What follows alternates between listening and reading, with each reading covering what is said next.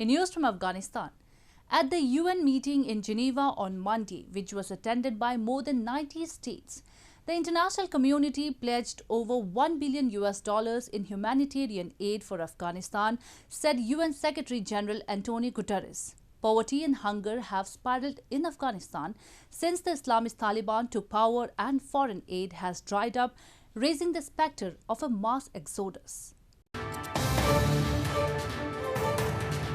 UN Secretary General Antonio Guterres said on Monday donors pledged more than $1 billion to help Afghanistan as poverty and hunger have spiraled in the country since the Islamist Taliban took power and foreign aid has dried up, raising the specter of a mass exodus.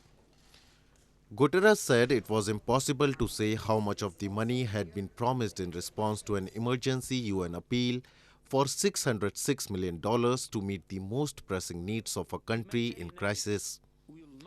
After decades of war and suffering, Afghans are facing perhaps their most perilous hour, he said in his opening remarks to donor conference in Geneva.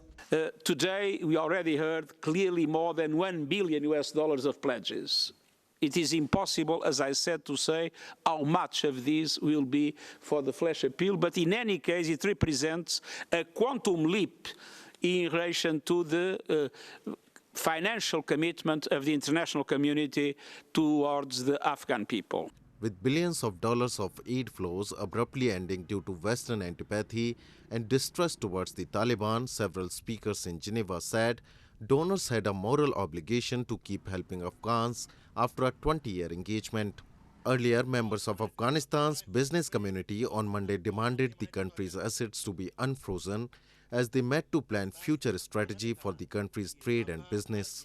Much of the Afghan central bank's $10 billion in assets are parked overseas, where they are considered a key instrument for the West to pressure the Taliban.